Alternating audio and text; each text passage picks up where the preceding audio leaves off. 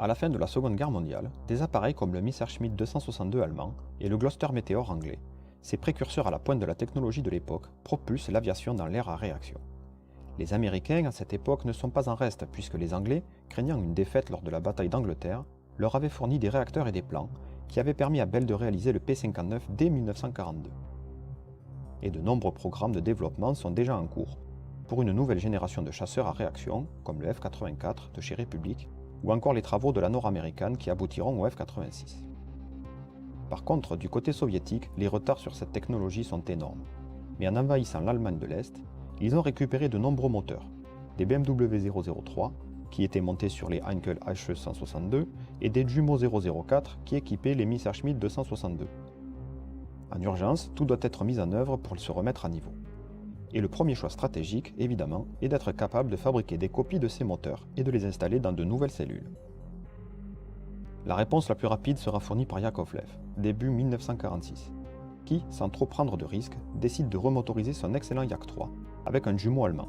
Ainsi naît cet étrange appareil qu'est le Yak 15. Premier chasseur à réaction soviétique, la seule grosse modification hormis la motorisation vient de la protection thermique de l'arrière du fuselage pour éviter que l'air chaud du réacteur ne fasse fondre la structure. C'est clairement un appareil de transition, mais il fait le job. Il sera équipé de série d'un Tumansky RD-10 qui a réussi à copier le jumeau. L'avion approche malgré tout les 800 km/h, tout en étant très maniable comme l'était son prédécesseur.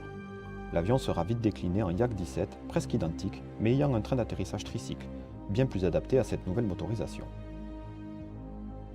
Et de son côté, et quelques mois plus tard, MiG, parti d'une feuille blanche, réalise ainsi un original MiG-9, conçu autour de deux réacteurs BMW 003, aux performances très proches de celles du Yak, et à la manière de ce dernier, il sera remotorisé par des Tumansky RD-20, rétro-ingénierie des moteurs BMW cette fois-ci.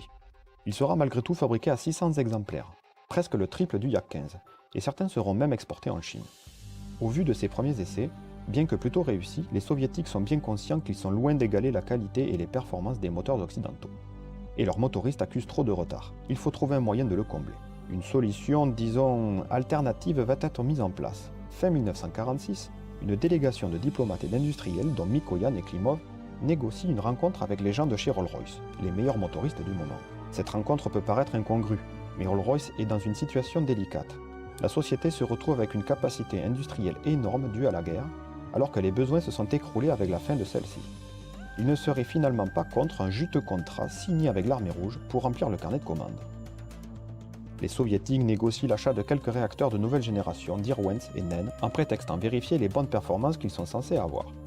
Une fois à la maison et sans scrupule, Klimov va en fait copier ces deux moteurs et deviennent respectivement des RD-500 et des RD-45. Rolls-Royce se plaindra évidemment que ces réacteurs sont fabriqués sans licence, mais Staline s'en fiche largement et les plaintes resteront sans suite. Enfin, les relations entre Anglais et Russes vont se tendre un peu, et Rolls-Royce ne fournira pas non plus de services après-vente. De ce larcin vont naître trois appareils, le Yak-23 qui n'est autre qu'un Yak-17 remotorisé avec le RD-500. Le Lavochkin LA-15 équipé lui aussi du RD-500. Il est bien plus performant et moderne, mais ces appareils ne seront fabriqués qu'à quelques centaines d'exemplaires, car l'état-major soviétique leur préfère le troisième appareil qui vient de chez MiG. En effet, conçu à partir de son expérience avec le MiG-9 et des travaux sur l'aérodynamisme du Tsagi, l'équivalent russe de la NASA, le MiG-15 voit ainsi le jour autour du nouveau Klimov RD-45. Ce dernier vole dès 1947. Les résultats sont légèrement moins bons que le Lavochkin LA-15, mais il est bien plus facile à fabriquer, plus simple à maintenir en vol et bien plus robuste.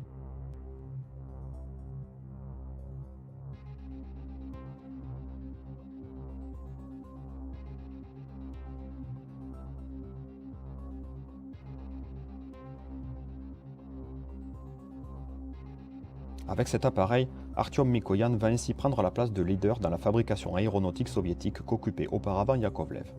Produit dans 15 usines à travers le bloc communiste, 18 000 exemplaires seront ainsi réalisés et sa version la plus produite fut le MiG-15 bis, équipé d'un Klimov VK1, une version améliorée du RD-45. Il a donc été utilisé dans tous les pays satellites de l'URSS, la Chine, mais aussi en Corée du Nord, qui envahit la Corée du Sud en 1950. Les MiG-15 vont être une très mauvaise surprise pour l'Occident. Surclassant les F-84 ou les F-9F et dévastant les bombardiers B-29 qui se pensaient en sécurité à très haute altitude, ils vont maîtriser le ciel de Corée jusqu'à l'arrivée des F-86F tout juste mis en service. Les MiG-15 vont montrer des performances très proches, voire supérieures aux F-86 américains. Mais ces derniers vont vite s'apercevoir que la machine soviétique n'est à craindre que si le pilote est expérimenté. En effet, on trouve même des vétérans de la Seconde Guerre mondiale dans les cockpits de F-86, alors que la plupart des MiG-15 sont pilotés par des Nord-Coréens ou des Chinois sans réelle expérience en combat aérien et sans entraînement suffisant, qui perdent rapidement et sans surprise l'avantage que leur procure leur machine. Par exemple, Francis Gabreski, grand as de la Seconde Guerre mondiale sur P-47, obtiendra également le titre d'as de la guerre de Corée aux commandes du F-86. Appuyés par d'excellentes tactiques de combat, les F-86 prendront le dessus jusqu'à la fin de la guerre en 1953, avec environ 800 MiG-15 détruits pour une grosse centaine de F-86 perdus en contrepartie. Ils ont rencontré malgré tout une résistance bien plus farouche avec certains MiG-15, car bien qu'aux couleurs nord-coréennes, ils étaient pilotés officieusement par des pilotes russes, ayant eux aussi une grande maîtrise. Mais ne pouvant pas communiquer pour ne pas trahir leur présence, leur impact sur les combats fut limité. Les Soviétiques et les Américains vont tirer les mêmes leçons de ce conflit. Fabriquer des appareils les plus performants possibles, car ils peuvent plus que jamais changer le cours d'un conflit. Tous les programmes de développement en cours à cette époque pour de nouveaux appareils vont être accélérés. Ils donneront naissance à de drôles de machines, dont certains apparaissent et apparaîtront sur cette chaîne. Alors n'hésitez pas à vous abonner et à jeter un œil à ma playlist.